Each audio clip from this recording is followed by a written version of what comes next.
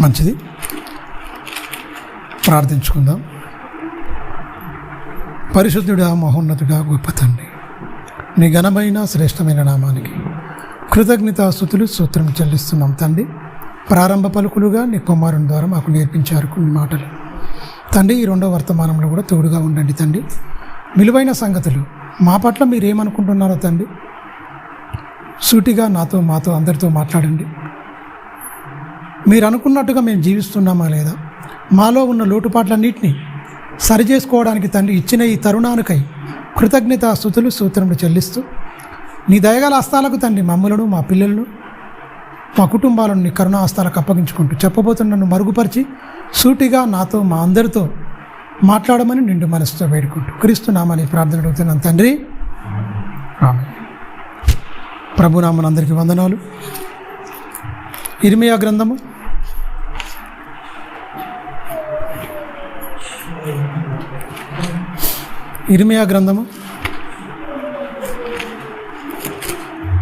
9వ అధ్యాయం 2వ వచనం చూడండి. ఇర్మియా 9:2, 9వ అధ్యాయము 2వ వచనం చూడండి. నా జనులందరూ చూడండి ఎలాంటి నింద మోపుతున్నాడు. నింద కాదు, వాస్తవం చెప్తుండు దేవుడు. లేనిది మాట్లాడు దేవుడు.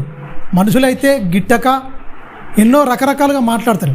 సాక్షాత్తు దేవుడు ఇర్మియా ద్వారా ఆ జనులు ఎలాంటి వాళ్ళు, వాళ్ళకున్న మెంటాలిటీ ఏంటి, మనస్తత్వం ఏంటి అని మంచివాళ్ళుగా ఉండాలి అని మంచిగా సృష్టించాడు దేవుడు. జగతి పునాది వేయబడక మునిపే నా పిల్లలు యథార్థవంతులుగా, పరిశుద్ధులుగా, నిర్దోషులుగా, నిష్కలంకులుగా ఉండాలి, ఎలాంటి కలంకం లేని బిడ్డలుగా ఉండాలని దేవుని అనాది సంకల్పం. అలాగనే ఈ లోకాన్ని తెప్పించుకున్నాడు. కానీ మనుషులు ఏమైపోయారట? నా జనులు ఏమంటున్నాడు? వ్యభిచారులు అంటూ. నా జనులు వ్యభిచారులను ఏంటి? ద్రోహులై, ద్రోహుల సమూహమునై ఉన్నారు. ఆహాహా, అరణ్యములో బాటసారుల బస నాకు దొరికిన. బాటసారులు ఏంటి? పూర్వకాలమందు ఈ అన్నము కానీ లేకపోతే ఊర్లలోకి వెళ్ళిపోతుండే. ఎందుకంటే సత్రాలు అనేది కడతారు కదా, బాటసారులకు అనేది కొంత మధ్యన కట్టి ఉన్నవాళ్ళు ధనవంతులు కొంతమంది ఉండేవాళ్ళు సత్రాలు నడుచుకుంటేనే కాబట్టి రవాణా సౌకర్యము, ఒంటెల మీద గాడిదల మీద నడుచుకుంటేనే వెళ్ళిపోయే ప్రయాణాలు కనుక అప్పుడు బస్సులు కానీ ఇలాంటి కార్లు ఇలాంటి రవాణా సౌకర్యం లేని దినాలలో అప్పుడు ఏంటంటే బాటసారులకు బస చేసుకోవడం కొన్ని కిలోమీటర్లు నడిచిపోయిన తర్వాత ఊర్లలో వచ్చే పొలిమేరలు ఉంటాయిగా, పట్టణాల పొలిమేరలు. ఆ పొలిమేరలకు వచ్చేటప్పుడు ఎవరైనా సరే అక్కడికి వచ్చి తినడానికి తిండి కానీ పండుకోవడానికి ఒక బస అనేది, గదులు అనేది ఏర్పాటు చేసేది. అంటే మామూలుగా శాలల్లాగా వేసేది అనమాట. అలాంటిది దొరికినా నాకు బాగుండు అంటుండు దేవుడు. అలాంటిది ఆ బస దొరికితే నాకు బాగుండు. వీళ్ళలో నుంచి నేను వెళ్ళిపోతే ఎవరిలో ఉండాలనుకుంటూ? ఇశ్రాయేలు మధ్య ఉండాలనుకుంటు దేవుడు. ఉండాలనుకున్నవాడు ఏమనుకుంటుండు? బాటసారుల బస నాకు దొరికినా ఎంత మేలని ఎవరు చెప్తురు? దేవుడు చెప్పుకుంటుండు. ఆ బాటసారుల బస నాకు దొరికినా ఎంత మేలు. కింది వచ్చింది నాన్న. నేను నా జనులను విడిచి ఏమంటుండు? నిత్యము ఉండాలనుకోండు. తొలగిపోయేటట్టుగా బతురట మనుషులు. ఇప్పుడే కాదు, ఇశ్రాయేలు జనాంగం మీదనే దేవుడు వాళ్ళ బ్రతుకుతున్న విధానం మీద దేవుడు బాధపడుతుంది. మీ మధ్య ఉండాలి, మీతో ఉండాలని నేను అనుకుంటే మీరేమనుకుంటారు? నన్ను వెళ్ళిపోయేటట్టుగా మీరు చేస్తున్నారు, నేను ఉండలేనట్టుగా మీరు బ్రతుకుతున్నారు. మీ అకృత్యాలేంటి అన్నీ నాకు నచ్చవని నేను చెప్పాను ఆల్రెడీ. ఏది ఆశించొద్దని ఆజ్ఞలనే చెప్పిండు.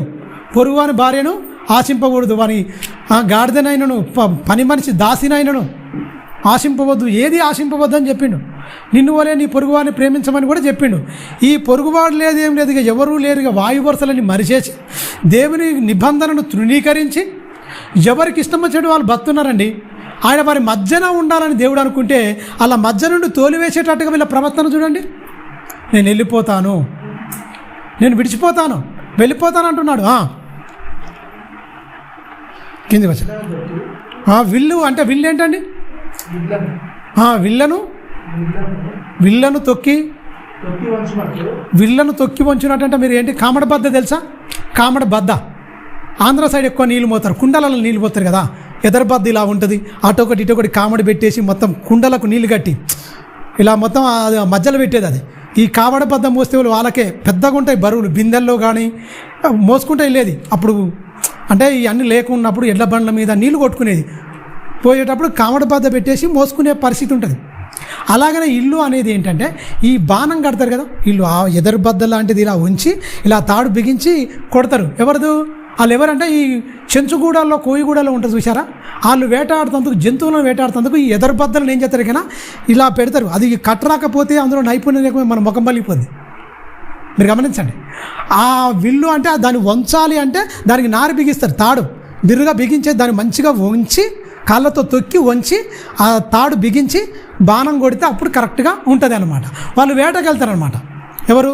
ఈ చెంచుగూడల్లో ఈ వీళ్ళు ఉండేవాళ్ళు ఏంటంటే అరణ్య ప్రాంతంలో బతికే వాళ్ళు ఏంటంటే జంతువులను వేటాడు తింటారు కనుక ఖచ్చితంగా వాళ్ళ ఈటి పట్టుకొని మంచిగా ఆ విల్లులు తయారు చేసుకొని వాళ్ళే బాణాలు అవి తయారు చేసుకొని మంచిగా విల్లంపులు తయారు చేసుకొని మంచిగా వాళ్ళు ఎవరి దగ్గరికి వెళ్ళరు, ఇనుముతో కాదు, వాళ్ళకు దొరికే అడవిలో దొరికే సహజమైన ఎదురు బద్దలు ఉంటాయి కదా, వాళ్ళు చక్కగా చేసుకొని పనిముట్లుగా చేసుకొని ఐటితోనే అంబులుగా చేసుకుంటారు. ఆ బద్దలతోనే షార్ప్గా ఉంటుంది. కొసకు కింద ఇది మొత్తం అంతా అంబ అనేది మొత్తం ఎదరబాదే, కొసకు చిన్న ఇనుము లాంటిది పెడతాడు.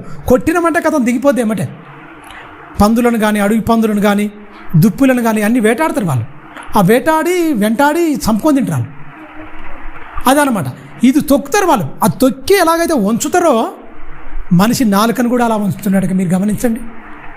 ఆ అంబునైతే ఎలాగైతే తొక్కి దాన్ని వంచి ఎలాగైతే దానికి పనిగా వాడుకుంటందుకు అర్హమైన దానిగా తీసుకొని విల్లు ఎక్కుపెట్టి అంటే ఆ విల్లును మంచిగా తయారు చేసుకొని అంబును పెట్టి గుంజి ఒకదాన్ని వేటాడినట్టుగా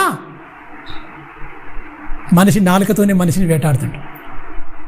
మనిషి నాలుకతోనే చంపుతాడు తెలుసా. నాలుక ఒక అంబుతోని ఒక ఇల్లుతోని పోలిసి చెప్తుండండి.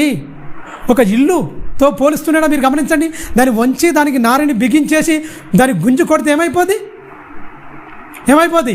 సూటిగా కొట్టామనుకో బాణం దిగిపోద్ది. దిగిపోయింది అనుకో ప్రాణం పోద్ది. అలాగే సేమ్ నాలుకతోను కూడా మాటలతోను కూడా చంపేస్తున్నారు చాలామంది లేరా.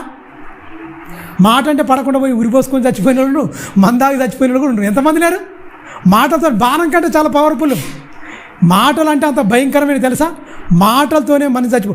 అందుకని ఒక పెద్దలు ఒక మాట అంటారు, అరే ఒక దెబ్బనన కొట్టరా కోపం వస్తే మాట అనకంటారు. అంటే ఏంటి? మాట అనేది ఏంటంటే వాడి జీవితాంతము మన వేటాడి మన కుంగి కృషించి చేసి చంపేది మాట. అందుకని మాట చాలా పవర్ఫుల్. అంటే వాటిని తొక్కి వంచి మంచిగా తయారు చేసుకున్నట్టుగా వాళ్ళ నాలుకను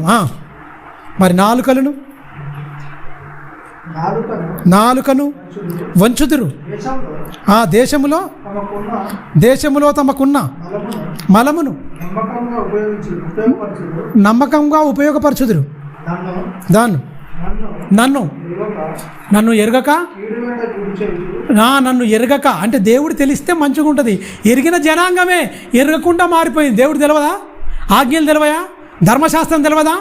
నడిపించేది తెలియదా? పితరులు పిల్లలకు చెప్పలేదా? ఎందుకు చెప్పలేదండి? చెప్పుకుంటూ వచ్చారు పితరులు.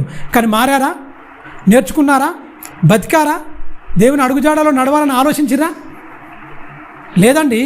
చెప్పుకుంటూ వచ్చారు కానీ నన్ను ఎరగక అంటే నా మాటలు తెలిసినా కూడా తెలియనట్టుగా నటిస్తూ పాపాన్ని వాళ్ళు బానిసలైపోయారు మొత్తం దానికి.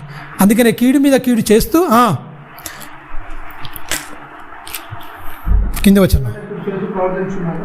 కీడు మీద కీడు చేయొచ్చు, పాడు చేయొచ్చు, ప్రవర్తించుచున్నారు. ఇదే యెహోవా వాక్కు. మీలో ప్రతివాడును తన పొరుగువాని విషయమై ఏమంటుడు? జాగ్రత్తగా ఉండవాలి. పొరుగువారి విషయంలో అమ్మో మంచోళ్ళు అంటారు, కొంపలు మూస్తారు తెలుసా. బైబిల్నే ఉంది. బైబిల్లో చెప్పందంటే ఏం లేదు. మంచోళ్ళు అని పొరుగువాని నువ్వు నమ్మావా నీ కొంప మూస్తాడు, మొత్తం నీ కొంపను మూస్తాడు, అయిపోద్ది అంటుండు.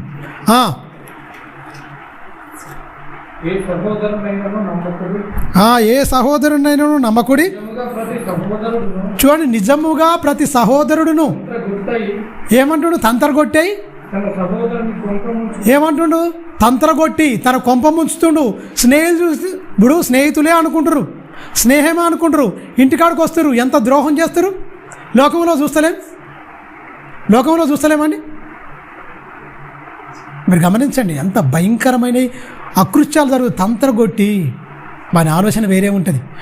మాటలో చాలా అన్న అంటారు, అన్న అంటారు, తమ్ముడు అంటారు, బావ అంటారు, అన్నీ అంటారు, రకరకాలుగా మాటలు మాట్లాడుకుంటూ వస్తారు. కానీ కొంప ముంచేది ఏం దొరికినా కుటుంబ వ్యవస్థనే భ్రష్టు పెట్టిస్తారు. మొత్తం ఇల్లీగల్ అనమాట.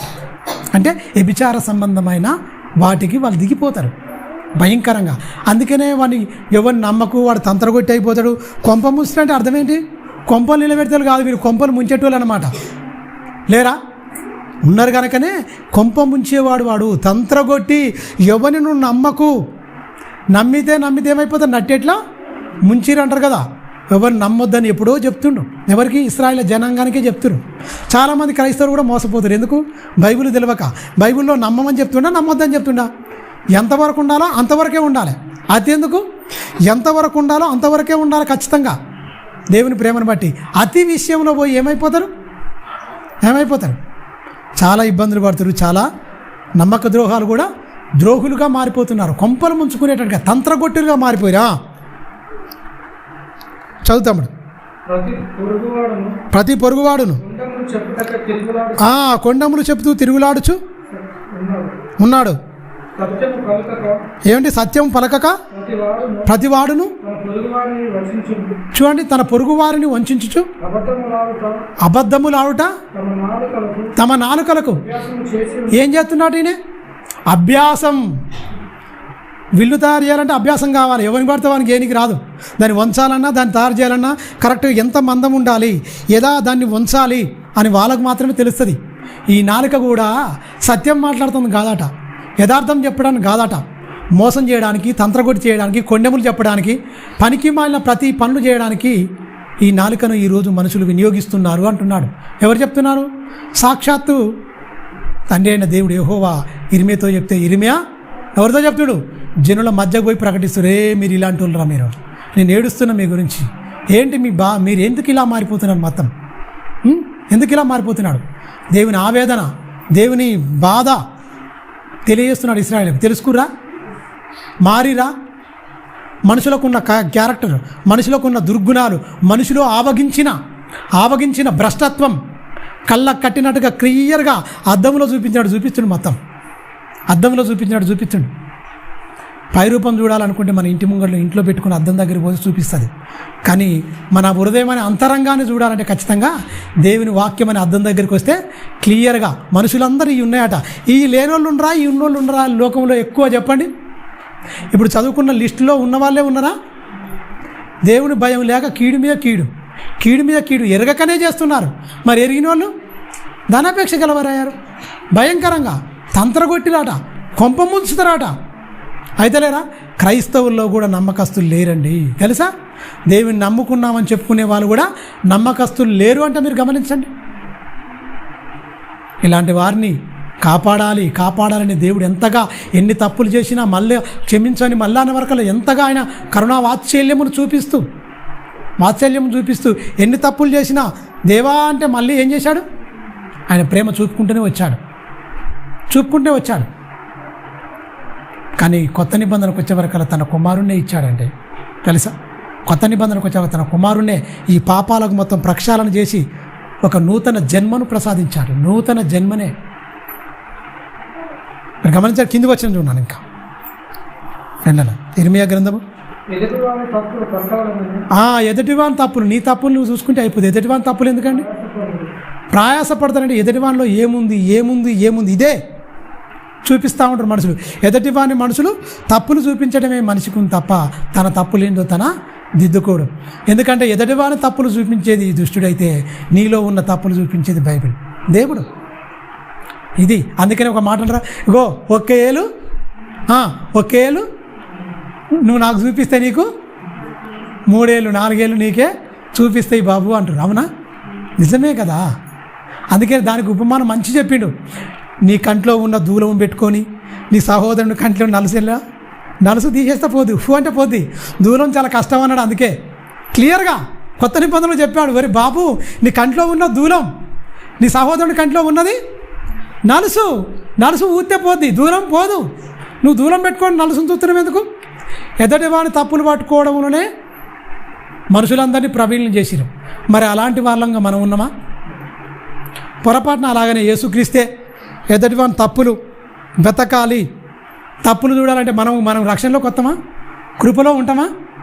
యేసుక్రీస్తే వీని తప్పు అనుకుంటే ఎవడైనా రక్షింపబడతాడా? రక్షణ ఉన్నదా అని మనకు ఉంటుందా? మీరు గమనించండి, ఎంత ఘోర పాపినైనా క్రీస్తు క్షమించడం ఏంటి? చిన్న చిన్న తప్పులు జరిగితే వాడిని క్షమించకుండా కఠినాత్ములుగా మారడం ఏంటి? అంటే కఠినాత్ములుగా మార్చేది దుష్టుడు. ఈ కఠినమైన హృదయాన్ని కరిగించి వెన్నలాగా కరిగిపోయేటట్టుగా చేసే దేవుని వాక్యం క్షమాగుణం, దయాగుణం, క్షమాతత్వం నీకు వస్తుంది. ఎప్పుడు? క్రీస్తులో ఉన్న లక్షణాలు నీకు వస్తే. ఎదటివానిలో ఉన్నది ఎత్తు చూపడమే, వాని తప్పులు పట్టుకోవాలని ప్రయాసపడుతుండే వానికిగా. ఎదటివాణి ఏంటి?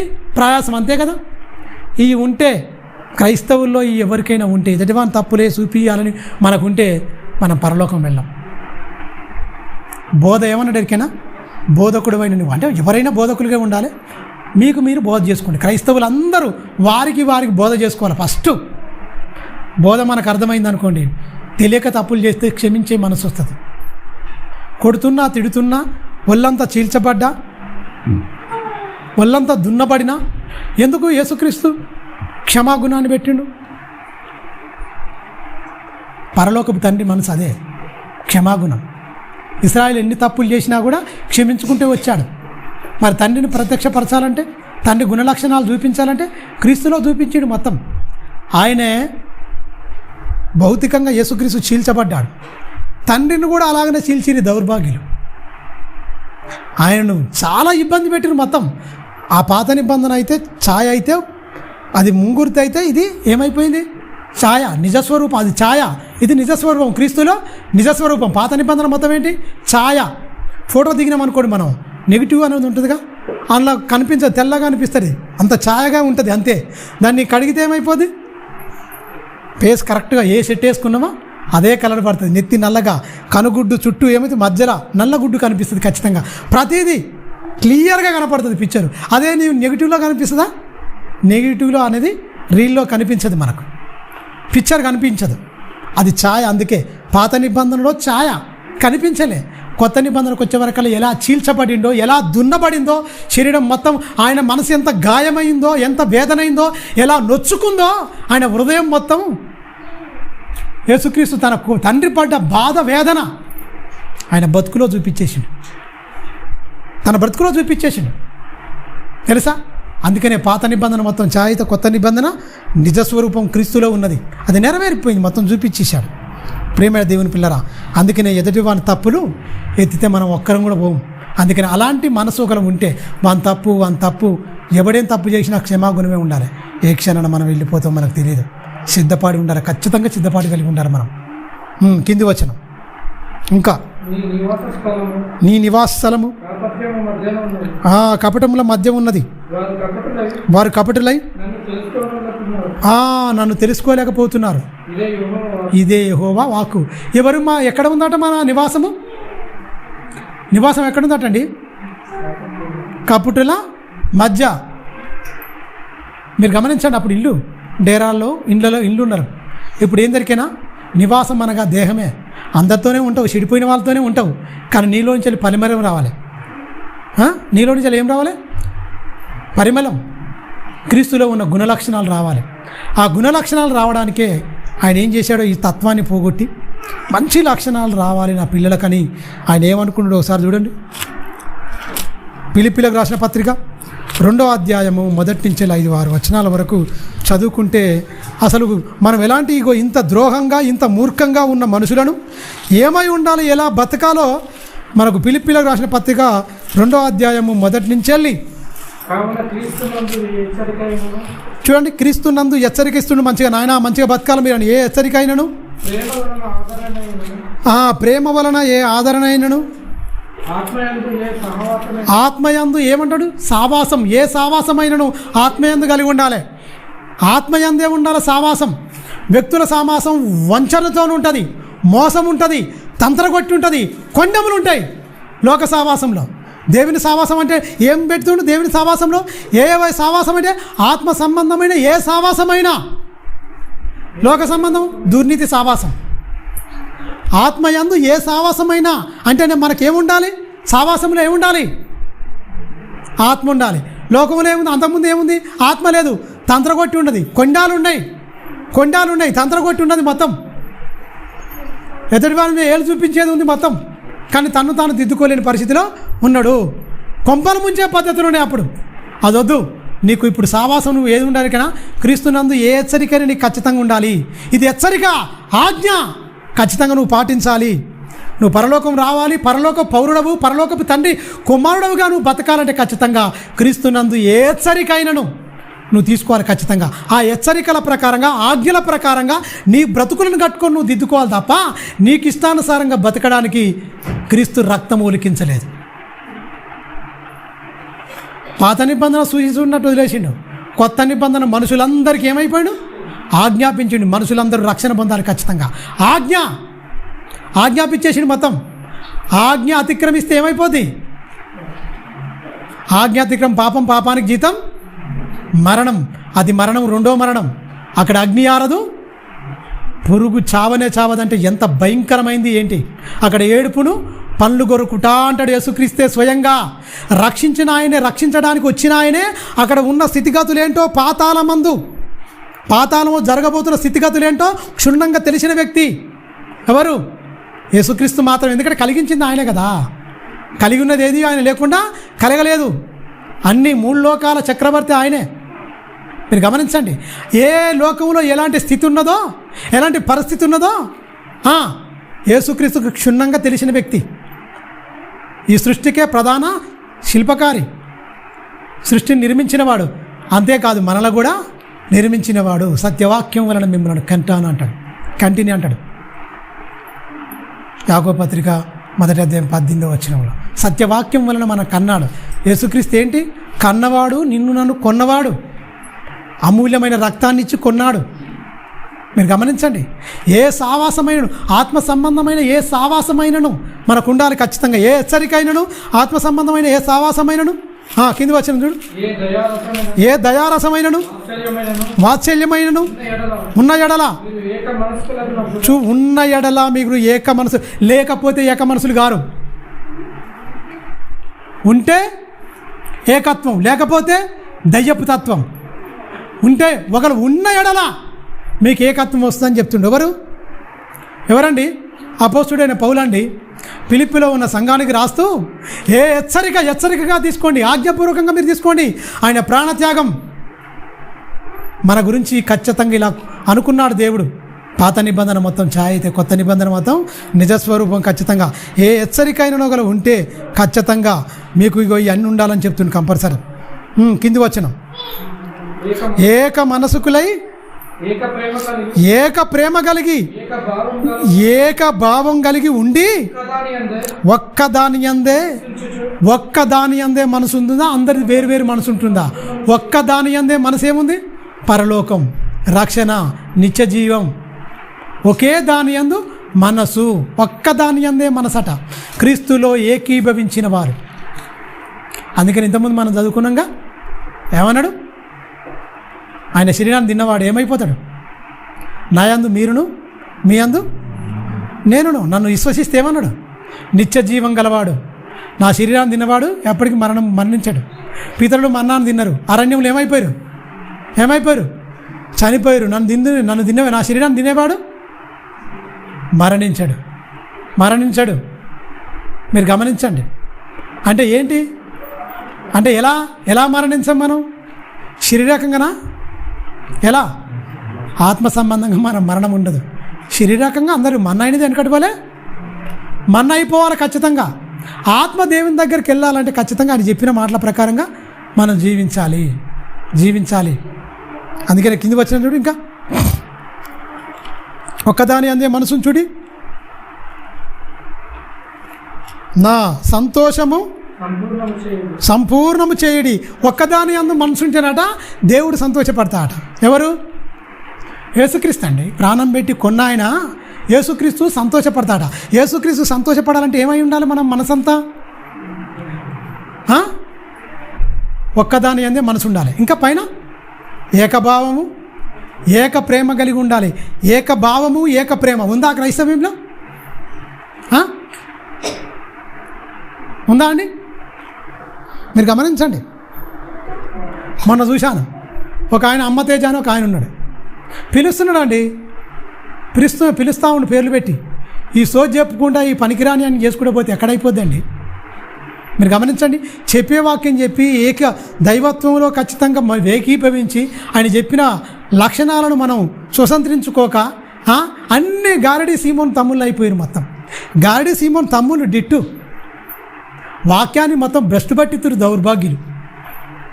పవిత్రమైన వాక్యానికి కలంకం తీసుకొచ్చి పెడుతురు. మొత్తం సోదిగాళ్ళు అంటారు, అందుకనే వీళ్ళను సోది చెప్తారు అంటారు కదా. పేర్లు పెట్టి పిలిచేది ఎవరండి?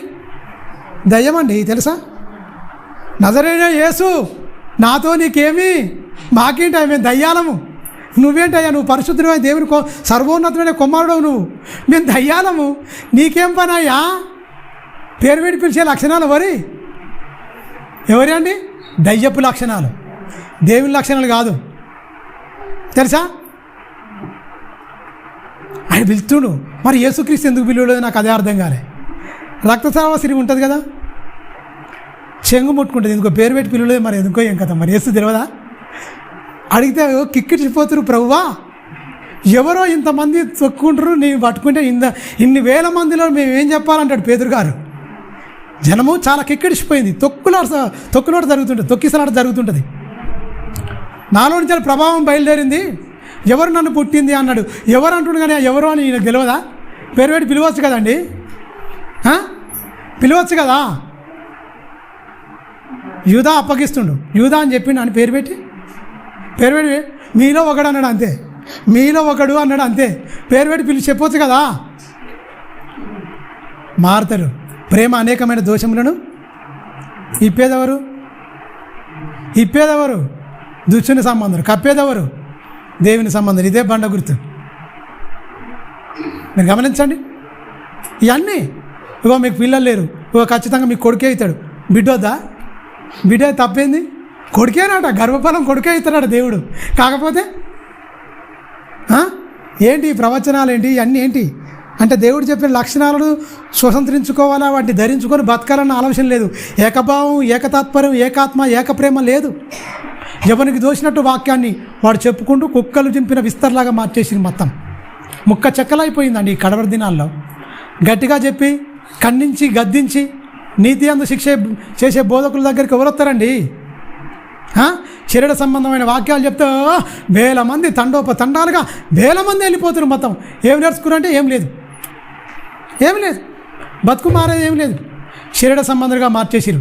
శరీర సంబంధాలు వెళ్తారా?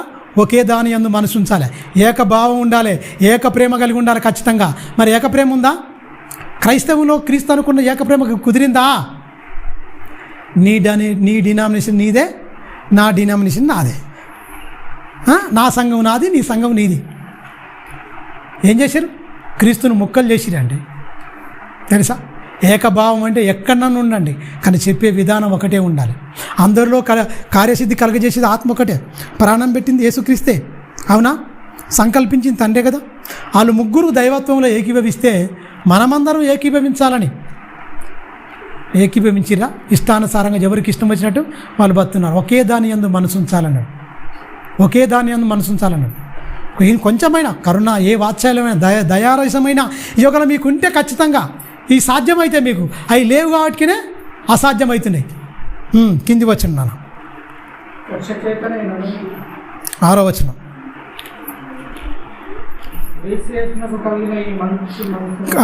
క్రీస్తు యేసు కలిగిన ఈ మంచి మనసును మీరును. ఏం కలిగి ఉందంటే క్రీస్తు యేసుకు మంచి మనసు. క్రీస్తు యేసు కలిగిన ఈ మంచి మనసు మీకు కలిగి ఉండాలా? కిందికి. ఆయన దేవుని స్వరూపం కలిగిన వాడై దేవునితో సమానంగా ఉండుట విడిచిపెట్టకూడని మహాభాగ్యమని ఎంచుకొనలేదు గాని మనుషుల పోలికగా పుట్టి దాసుని స్వరూపము ధరించుకొని ఏమంటుండు? తన్ను తానే రిక్తునిగా చేసుకుంటూ దాసుని స్వరూపము ధరించుకొని.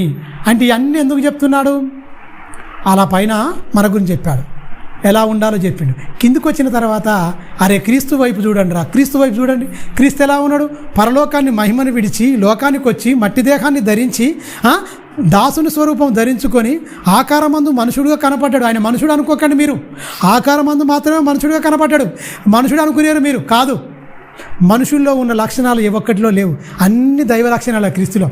శరీరం రక్తమాంసములు ధరించుకున్నా కూడా ఆయన మాట, ఆయన చూపు, ఆయన బ్రతుకు ప్రతిదీ సపరేట్. ఆయన ఆకారమందు మనుషుడుగా కనపడ్డాడు తప్ప ఆయన మనుషుడు కాదు. ఎవరు? దేవుడు. దాసుని స్వరూపం ఉంది కానీ దాసుడు కాదు ఆయన. మనందరికీ మాదిరి చూపించడానికి రిక్తునిగా, ఏం లేనివాడుగా ఉన్నాడు.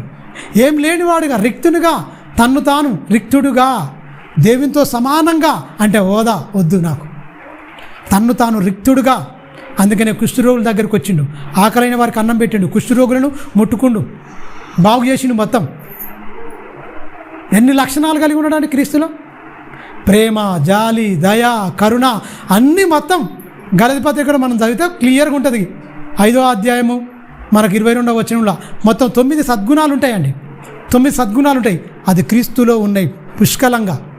మరి ఆయన ధరించుకున్నామన్న మనలోనికి ఇవన్నీ రావాలని తన్ను తాను రిక్తుడిగా చేసుకున్నది ఎందుకైనా తన్ను తాను తగ్గించుకున్నవాడు. మన పవన్ కళ్యాణ్ చెప్తుండే అందరిలో నిలబడి, నాకు బాగా తెలిసిందండి మా టీచర్ చెప్పింది.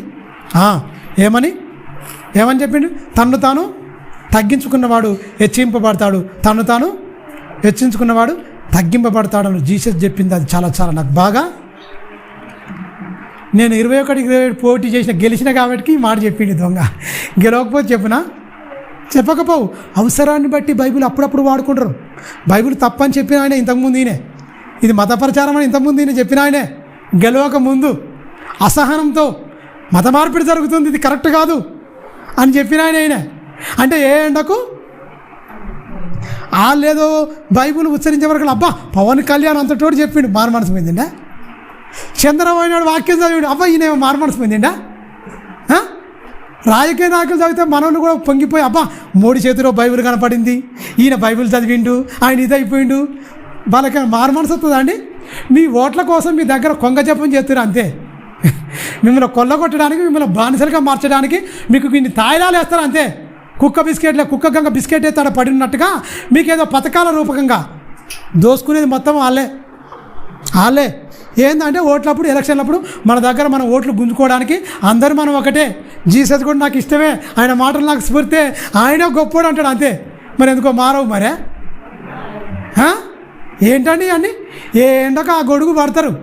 తన్ను తాను తగ్గించుకున్నవాడు ఏంటి హెచ్చింపబడతాడు, తను తాను హెచ్చించుకున్నవాడు తగ్గింపబడతాడు. సుంకరులు వాళ్ళు ప్రార్థన చేసేటప్పుడు ఆ సందర్భం చెప్తాడు. ఇలా ప్రార్థనలో ఎవడో అంగీకరించాడు, సుంకరి అనేవాడు చాలా ఇదిగా ఉన్నాడంటే తను తాను హెచ్చించుకుంటాడు. తను తాను బాగా దాని మీద అలా హెచ్చించుకునే అవసరం లేదు, తగ్గించుకోవాలి మంచిగా అన్న దాని మీద ఒక చెప్తాడు. ఇద్దరి సందర్భాలు యేసుక్రీస్తే తన నోట పలుకుతాడు. ఇలాంటి హెచ్చించుకునే పద్ధతి వద్దు, తగ్గించుకునేది మంచిగా ఉండాలి. ఎవడు నీతిమంతుడిగా తీర్చబడ్డాడు అన్నాడు. అలానే సుంకరి పాప నేను చెప్పలేదు.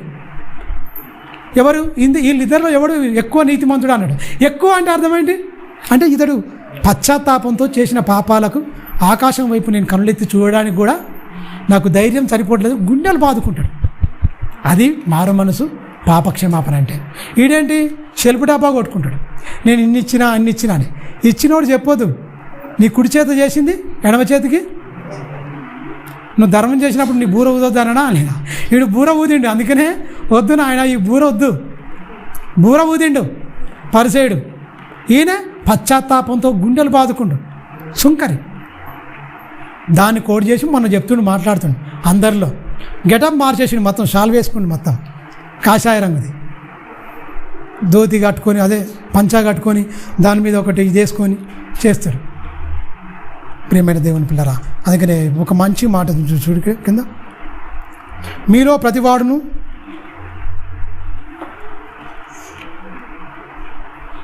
ఆరో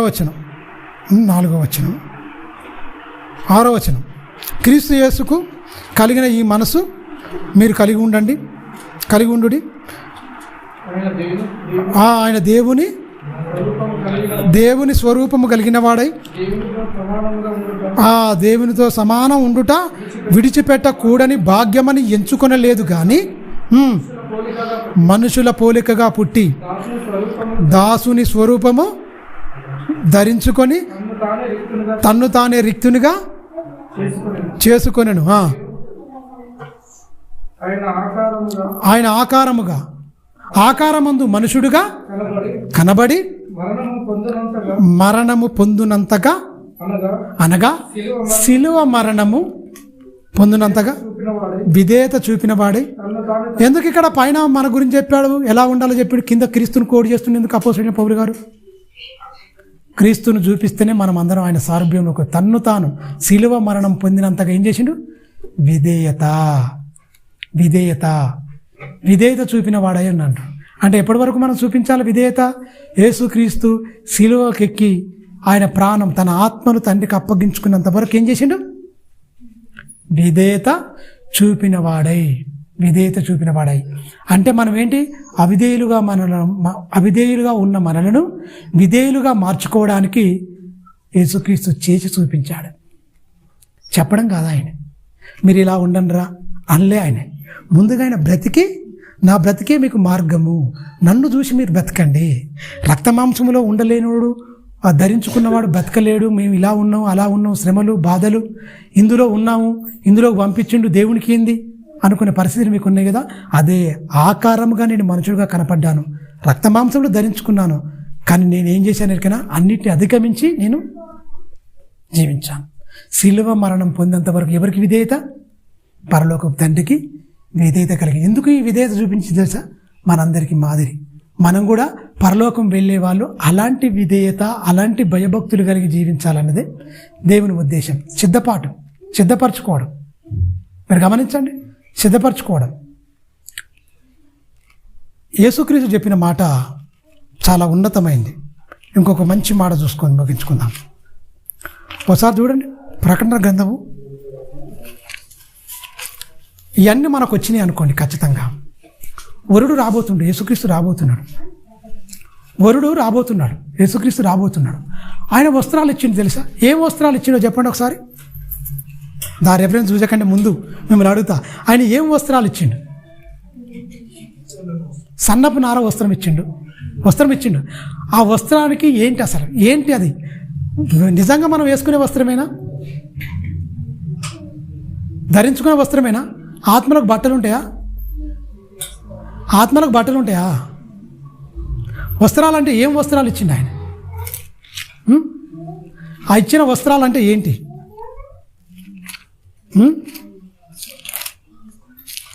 చూడండి, 19వ అధ్యాయం 8వ వచనం. 19వ అధ్యాయం 8వ వచనం చూడండి. మరియు ఆయన ధరించుకున్నటకు ప్రకాశమానమైన నిర్మలములైన ఏంటి? ప్రకాశమానమైన వస్త్రం అంటే అదే. ఆ వస్త్రం అట నిర్మలమైందట. వస్త్రం పేరు ఏంటట? నిర్మలమైన మనస్సాక్షి కలిగి ఉండాలి. మనస్సాక్షి నిర్మలం ఉండాలి. ఆయన ఏమి ఇచ్చిండు? ప్రకాశమానమైంది నిర్మలమైన వస్త్రాలు ఇచ్చిండట. సన్నపు నార. ఆమె ఎవరు? ఎవరండి ఆమె? ఎవరండి? మీరు గమనించండి, ఎదిగిందా మరి? వరుడు కోసము ఎదిగిందా సంఘము? పెళ్లికి సిద్ధపడే ఉందా? ఇవన్నీ పోగొట్టుకుందా? మీరు గమనించండి, ఎన్నేళ్ళ నుంచి వెళ్ళి మీరు గమనించండి. ఇప్పుడు లోక సంబంధంగా చూస్తే 18 ఏళ్ళు ఉండే మొన్నటిదాకా, ఇప్పుడు కొత్తగా మార్చిరు 22 ఏళ్ళు స్త్రీకి. పురుషునికి 25 ఏళ్ళ నుంచి వెళ్ళి 28 ఏళ్ళ వరకు చేసుకోవచ్చు పెళ్ళి అని చెప్తారు. అప్పుడు 18 ఏళ్ళే ఉండే. బాల్యవివాహాలు ఎక్కువ జరుగుతుండే ఉండే అప్పుడు. ఇప్పుడు ఏం లేవు, 18 ఏళ్ళు మ్యాండేట్ ఇచ్చి తర్వాత ఇప్పుడు 22 ఏళ్ళు ఉండాలి ఖచ్చితంగా. స్త్రీలకైతే 22 ఏళ్ళు, పురుషులకైతే 25 నుంచి 28 ఏళ్ళ వరకు చేసుకోవచ్చు అనేది ఒకటి ఇచ్చారు. మీరు గమనించండి. మరి యేసుక్రీస్తు రాబోతున్నాడు, ఏ క్షణం వస్తాడో తెలియదు. ఇది శరీర సంబంధంగా ఈ వయసు ఒక పరిమితి ఉంది. ఆత్మ సంబంధమైన వయసుకి ఏమైనా పరిమితి ఉందా?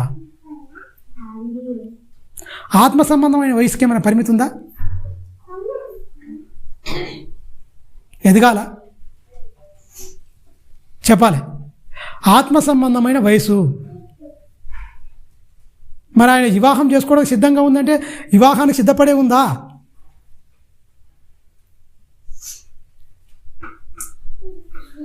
మీకు ఒకసారి ఆలోచించండి. ఎదిగే ఉందా?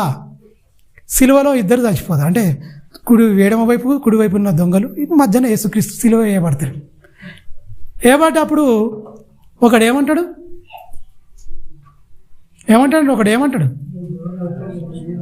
కుడివైపు ఉన్నవాడు ఏమంటాడు? యేసు నీ రాజ్యంతో వచ్చినప్పుడు ఎంతసేపు ప్రసంగం విన్నాడు?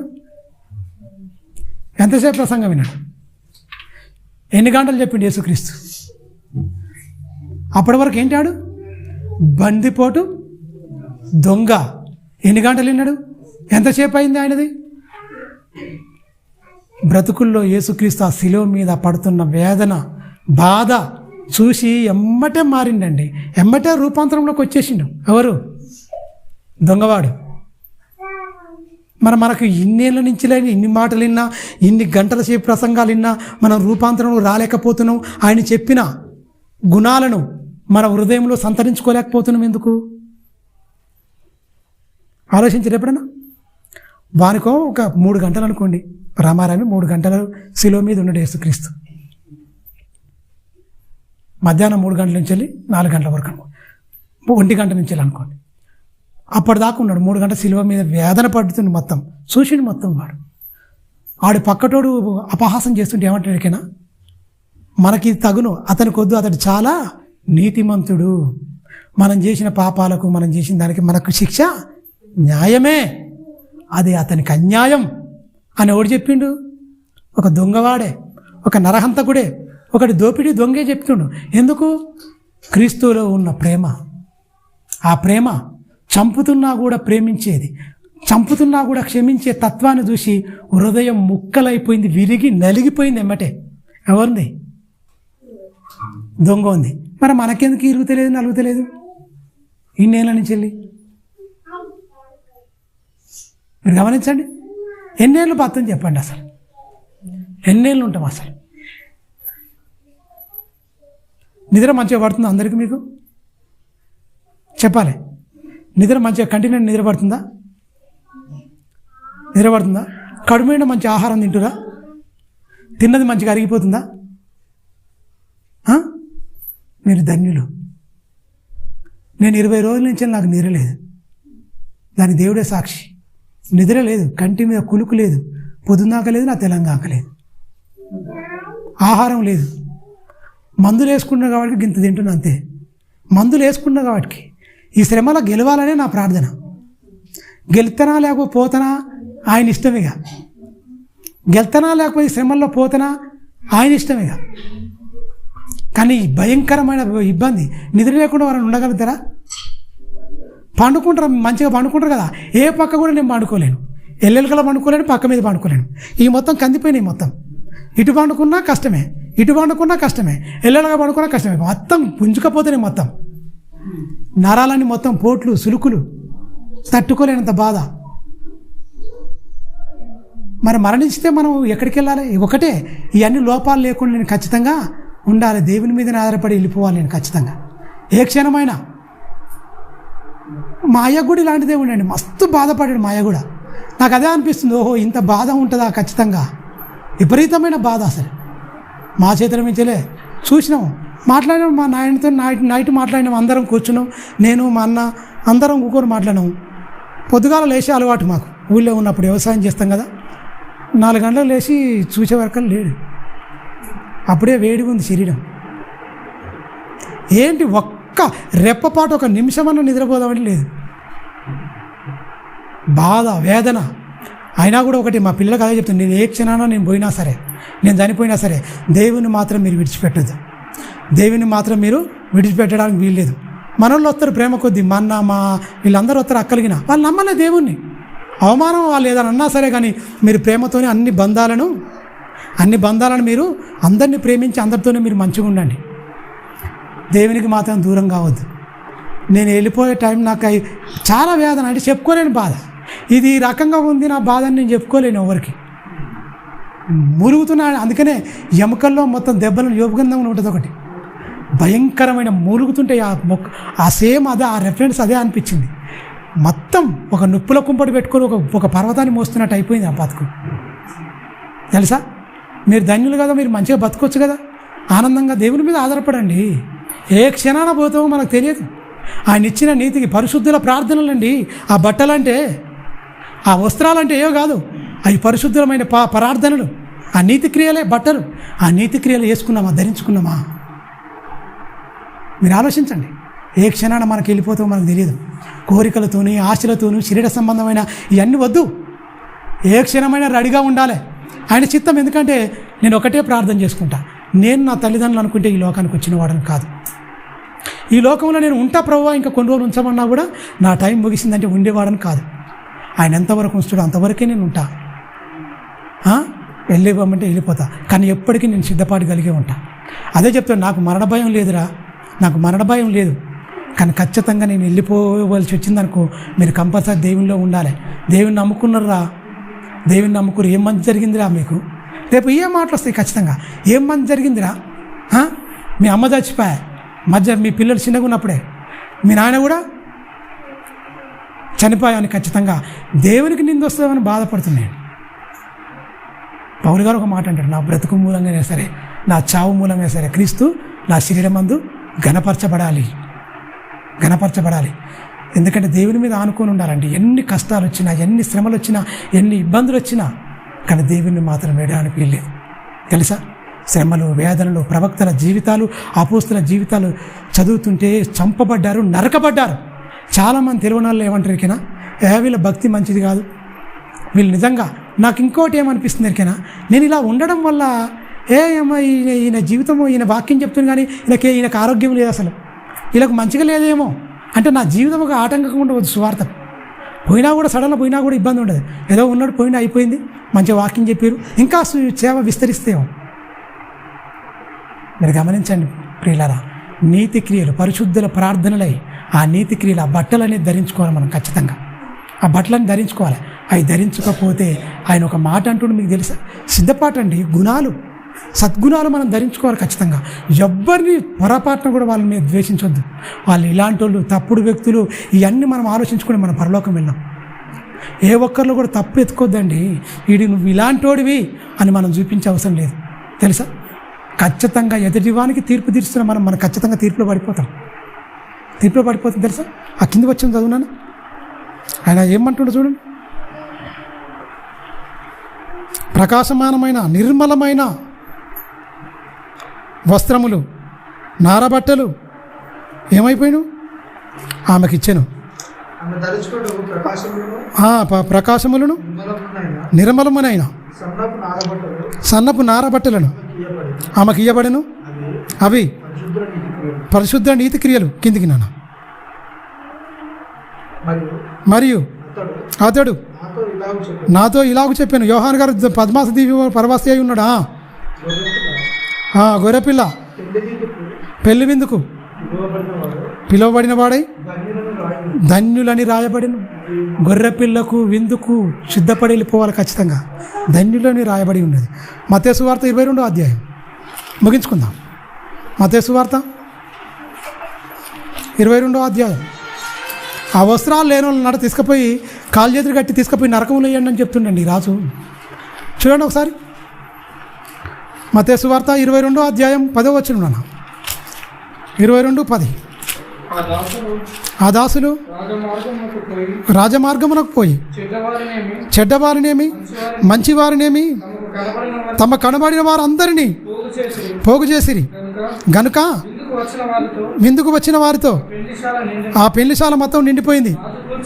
రాజు కూర్చుండవు, రాజు అందరూ వచ్చిండు, పెళ్లిశాల మొత్తం నిండిపోయింది. పెళ్లిశాలలో నిండిపోయిన వారందరూ కూర్చున్న వారందరినీ చూస్తేందుకు రాజు లోపలికి వచ్చినట. ఇది ఎవరు చెప్తున్నారు? ఇది స్వయంగా యేసుక్రీస్తు నోట పలుకుతున్న మాటలండి. స్వయంగా నోట పలుకుతున్న. అక్కడ ఏంటి? మంచివారు చెడ్డవారు. మనం మంచివారమా చెడ్డవారమా? చెడ్డవారమే.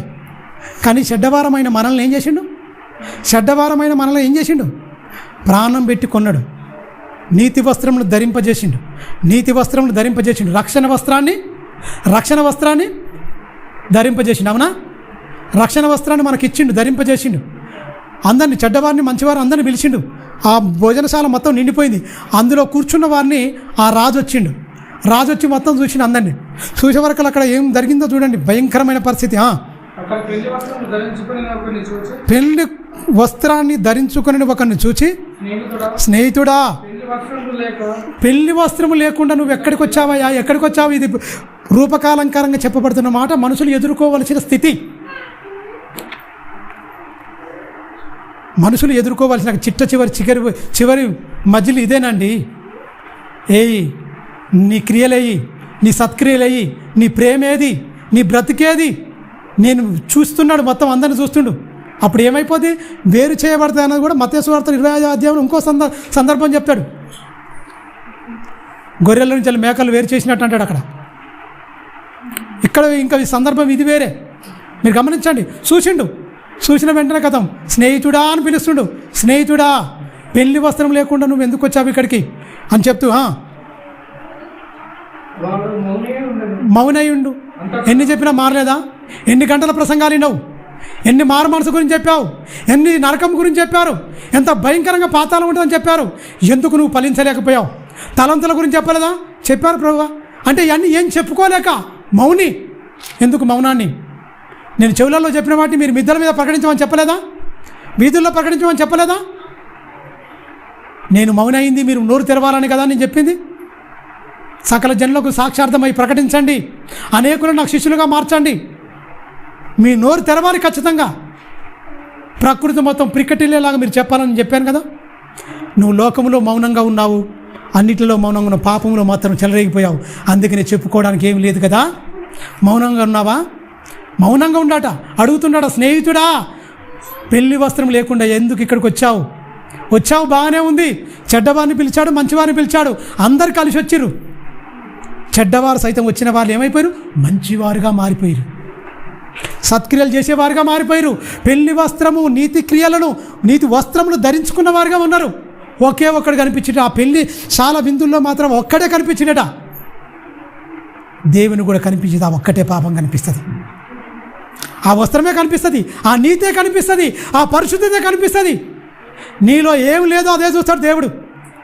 పర్వాలేదు, నేను నీతిమంతునే, నేను మంచోన్నే అని నువ్వు అనుకోవచ్చు కాక, ఆయన కనిపించేది అది ఒక్కటే కనిపిస్తుంది ఖచ్చితంగా.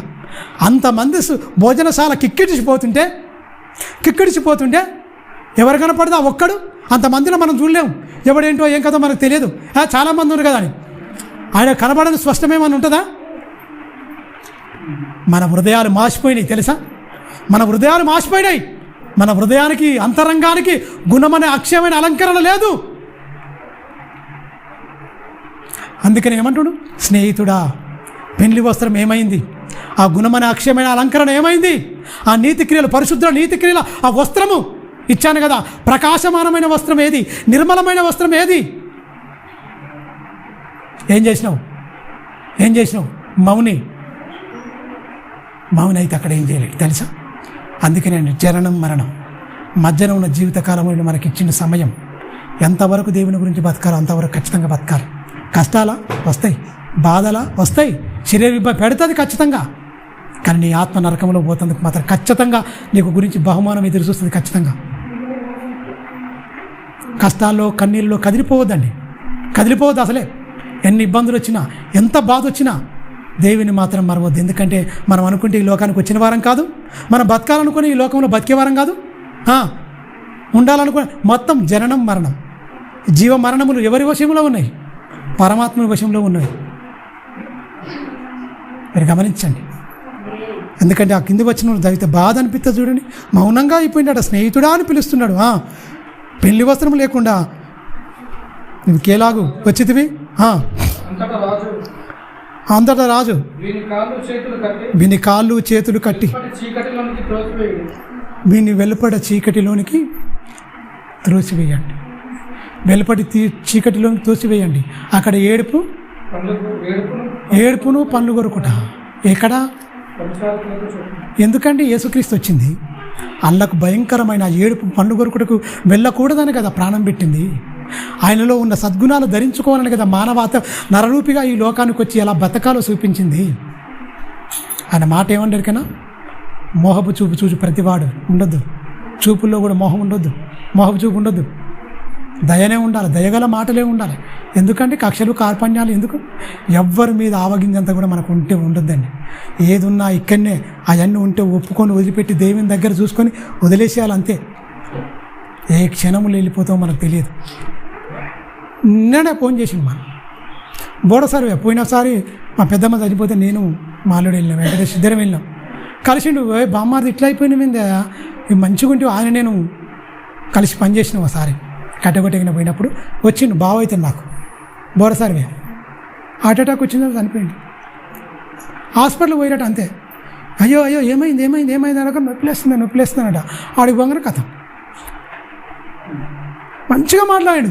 ఏమైంది ఏం కథ వచ్చి పట్టుకొని ఏమైంది ఇట్లా అయిపోతు నువ్వు మంచిగా ఉంటివి కదా, ఎట్లా ఉంటివి నువ్వు మనిషి అది అని మంచిగా మాట్లాడాడు, పలకరించాడు. చూసే వరకల్లా కథ చనిపోయిందని. ఇలా ఉన్న వాళ్ళు అలా మాయమైపోతారు. మనిషి అనేది ఏంటి? అందుకనే బైబిల్ అంటుంది ఆవిరి అంటుంది జీవితం. బైబిల్ అంటుంది మనిషి జీవితం ఆవిరి అన్నాడు. ఆవిరి ఇంతలో కనబడు అంతలో మాయమైపోయే ఆవిరి వంటి జీవితాలకు అతిశయము పగ ప్రతీకారాలు వద్దండి. వేస్ట్. ఆయన ఇచ్చే దాని ప్రకారంగా మనం ఖచ్చితంగా జీవించాలి కంపల్సరీ. ఆయన ఏమేం చెప్తుండో ఖచ్చితంగా సత్క్రియలు, ఆ నీతి వస్త్రము ఖచ్చితంగా ధరించుకోవాలి. ఏంటంటే పరిశుద్ధుల ప్రార్థనలు, నీతి క్రియలండి. అయ్యే ఏదో బట్టలు అంటే బట్టలు కాదు, ఏదో కాదు. సన్నపు నార అంటే మందం కాదు, మన మనసు సున్నితంగా ఉండాలంట. మీరు గమనించండి. ప్రకాశంగా అంటే మన జీవితం అంతా గొప్పగా ఉండాలంట. మీరు గమనించండి. అన్నీ ఉన్నప్పుడే మీరు గమనించండి. శరీరంలో బలం ఉంది, సత్తు ఉంది, మాట్లాడేటట్టుగా అన్నీ ఉన్నాయి. ఖచ్చితంగా మనం దేవుని గురించే బతకాలి. ఖచ్చితంగా దేవుని గురించే బతికి ఖచ్చితంగా మా పరమునకు మనం చేరాలి. ఎందుకంటే ఈ లోకం మనది కాదు. ఆయన పంపించేటప్పుడు, మనల్ని ఈ లోకానికి పంపించేటప్పుడే చెప్పాడు, నరులారా తిరిగి రండి, అది మీ లోకం కాదు, ఇది మీ లోకం. మీ లోకాన్ని మీరు మర్చిపోయి బతకకండి. అది మీరు యాత్రికులు, మీరు పరదేశులు, పరలోకం మీరు నివాసులు, ఈ లోకం మీది కాదని చెప్పిండు. అందువల్ల నాది కాని లోకంలో నేను ఎన్నాళ్ళు ఉంటా నేను. కాకపోతే పిల్లలు చిన్నోళ్ళు అయినా కూడా చెట్టు పోసిన నాటినవాడు నీరు పోస్తాడు ఖచ్చితంగా. అందువల్ల దేవుని చిత్తం ఏమైపోద్ది, ఏం కథ, ఆ వేదన, ఆ బాధ భరించలేంది, ఎప్పుడు ఏమైపోతున్నా అనే పరిస్థితే నా దేహంలో జరుగుతుంది. అంతర్గతంలో అది ఇలా ఉంది అని చెప్పలేను, మాటల్లో ఈ బాధ ఉంది అని చెప్పలేను. నడవాలంటే కాళ్ళు తడవబడుతున్నాయి, నడవాలి అంటే కాళ్ళు తడవబడుతున్నాయి, తినాలంటే అన్నం లేదు. 20 రోజులు అంటే మాట్లాడండి, 20 ఎలా మాట్లాడుతున్నా ఏం చేస్తున్నట్టు ఇది ఇంటికానే ఉండే పరిస్థితి. కానీ టైంకి వచ్చే వరకు అలా వెళ్ళాలి, చెప్పాలనే వస్తున్నా తప్ప అసలు శరీరంలో ఏం మాట్లాడుతున్నో ఇట్లా మాట్లాడుతున్నా నాదంటూ ఏం లేదండి. ఇది చెప్పమన్నారు దేవుడు, చెప్తున్నా అంతే తప్ప నా ఆలోచన, నా జ్ఞానం అంటే ఇందులో ఏమీ లేదు. ఎందుకంటే కడవరి దినాల్లో సిద్ధపడగలిగి ఉండాలి ఖచ్చితంగా. ఇశ్రాయేలు ఎంత మోసపోయారు వాళ్ళను, అలాంటి వారిని క్రీస్తుని పంపించి మనల్ని అందరినీ కడుక్కొని శుద్ధి చేసుకొని ఆయనలో ఉన్న సద్గుణాలు మనలో చూసుకోవాలని. ఇగో వివాహానికి ఎదిగేటట్టుగా నువ్వు ఉండు, ఎదుగు ఖచ్చితంగా. ఎన్ని రోజులైనా కాదు, నువ్వు ఎప్పుడైనా వస్తున్నావు కాదు, నీ పరిశుద్ధత, నీ మారు మనసే. ఏళ్ళ పడంతరం కాదు, మన సీనియారిటీ భక్తి ఎలా మాకు ఇన్నేళ్ళ నుంచే మేము ఉన్నామని అని కాదు. నువ్వు మారు మనసు పొందితే చాలు. అప్పుడు నువ్వు బాప్తిసం తీసుకున్నా మారు మనసు ఉంటే చాలు. అందుకని ఆయన పేరిట మారు మనసు, పాపక్షమాపణ సర్వలోకమందు ప్రకటింపబడాలన్నాడు. మారు మనసు ఎప్పుడు కలిగి ఉన్నా సరే ఆ నీతి వస్త్రములు ధరించుకున్నట్టే. మారు మనసు లేకుండా ఎన్ని ఏళ్ళు మనం చర్చిలో మనం కొనసాగినా, ఎన్ని మాటలున్నా మారు మనసు లేని జీవితం ఫలితం అనేది ఉండదు. మీరు గమనించండి. ఎందుకంటే ఈ కడవరి దినాలు యేసు రాకడ సూచనలు ఆరంభమవుతుంది. ఖచ్చితంగా యుద్ధాలు జరుగుతున్నాయి, భూకంపాలు వస్తున్నాయి, మనుషులు చచ్చిపోతున్నారు, రాజ్యం మీదకి రాజ్యం లేస్తుంది, భయంకరమైన ఇబ్బందులు, అనేకుల ప్రేమ జల్లారిపోతుంది, సొంత వాళ్ళు అప్పగించుకుంటారు, భయంకరంగా మారిపోతున్నాయి. ఇంకెంతకాలం? వద్దు. ఈ లోకాశలు చంపుకొని, శరీరాశలు చంపుకొని, దేవుని మీద ఆశలు పెనవేసుకొని దేవునితో కలిసి మీరు జీవించాలి. మనం అందరం జీవించాలని కోరుకుంటూ నేను నా మాటలు ముగిస్తాను. తలనుచుకొని ప్రార్థించుకుంటాం.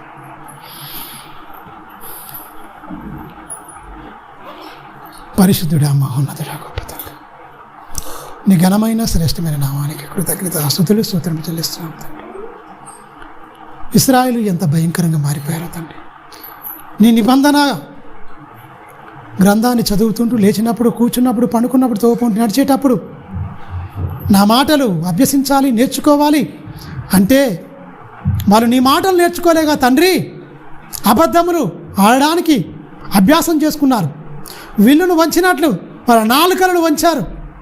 కపటంతో, కొండెములతో తండ్రి నాయన తంత్రగొట్టి సహోదరుని కొంప ముంచేవారిగా మారిపోయారు.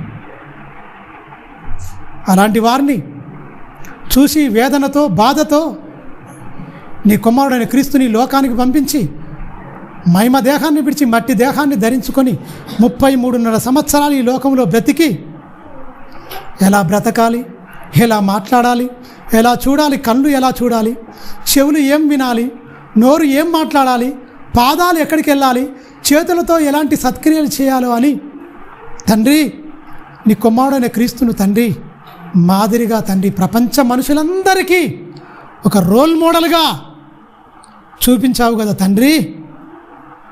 క్రీస్తు చూపించిన మాదిరి, ఆయన కలిగిన మనసు మేము కలిగి జీవించిన వారం అయితేనే పరలోకం నాయన. ఆయనలో కరుణ, వాత్సల్యత, ప్రేమ చక్కగా ఉన్నది. ఆయన నమ్ముకున్న ప్రతి ఒక్కరూ ఏకభావము, ఏకప్రేమ కలిగి చివరి పర్యంతం వరకు ఈ క్రీస్తు కలిగిన మనసు కలిగి ఉన్నవాడే పరలోకానికి అర్హుడు అని మీరు చెప్పారయ్యా. తన్ను తాను రిక్తునిగా చేసుకున్నాడు, దాసుని స్వరూపం ధరించుకున్నాడు. ఆకారమందు మనుషుడుగా కనపడ్డ మనుషుడిగా జీవించకుండా పరలోక పౌరుడుగా దైవత్వాన్ని ప్రపంచానికి పరిచయం చేసి నాయన మనుషులందరి పాపాల నిమిత్తం తండ్రి నీ కుమారుడు క్రీస్తు ఆ సిలువలో యాగమైపోయి శాపం తండ్రి నాయన మా శాపాలను, పాపాలను తండ్రి సిలువలో కొట్టివేసి నూతన జన్మను, నవీన స్వభావాన్ని మాకు ఇవ్వడానికి తండ్రి ఆయన చేసిన బలియాగాన్ని మా చివరి శ్వాస ఉన్నంత వరకు తండ్రి నమ్మకమైన బిడ్డలుగా తండ్రి మా హృదయ అంతరంగాల్లో తండ్రి పెట్టుకొని నిత్యము తండ్రి నాయన నీ మీద ఆధారపడుతూ నీ కుమారుడు చేసిన బలియాగాన్ని, నీ ప్రేమను, పరిశుద్ధాత్మ నడిపింపును తునీకరించకుండా మా చివరి శ్వాస ఉన్నంత వరకు నమ్మకమైన బిడ్డలుగా ముందు కొనసాగట్టి భాగ్యము, అట్టి దండతట్టి కృప నీ బిడ్డలమైన మాకు దయచేయమని నిండు మనసుతో వేడుకుంటూ మమ్మలను, మా కుటుంబాలను, మా కలిగిన సమస్తము నీ కరుణాస్తాలకు అప్పగించుకుంటూ ఈ మాటలు విన్న మేమందరం, పిల్లలందరూ తండ్రి హృదయాలు కఠినపరచుకోకుండా తండ్రి నువ్విచ్చే వస్త్రాన్ని మేము ధరించుకొని తండ్రి అదే నీతిని ధరించుకొని అయా ఆ ఉన్న మహాలోకాన్ని స్వసంధించుకునేలాగున తండ్రి అయా పెళ్లి కుమారునికి జత చేయబడిన పెళ్లి కుమార్తెగా సిద్ధపడి తండ్రి నాయన ఆ మహాలోకాన్ని వచ్చే అర్హత ఇక్కడనే సాధించటి భాగ్యం దయచేయమని నిండు మనసుతో వేడుకుంటూ నీ కరుణ హస్తాలకు వచ్చిన బిడ్డలను నన్ను నేను అప్పగించుకుంటూ క్రీస్తు నామని ప్రార్థన అడుగుతున్నాం తండ్రి, ఆమేన్. మన తండ్రి అయిన దేవుని ప్రేమ, కుమారుడైన యేసుక్రీస్తు వారి కృప, పరిశుద్ధాత్మ దేవుని నిన్న సహవాసం సదాకాలం మనందరికీ తోడై ఉండి సర్వసత్యము నడిపించి సత్యమందు ప్రతిష్ఠించును గాక. ఆమేన్. అందరికీ వందనాలు.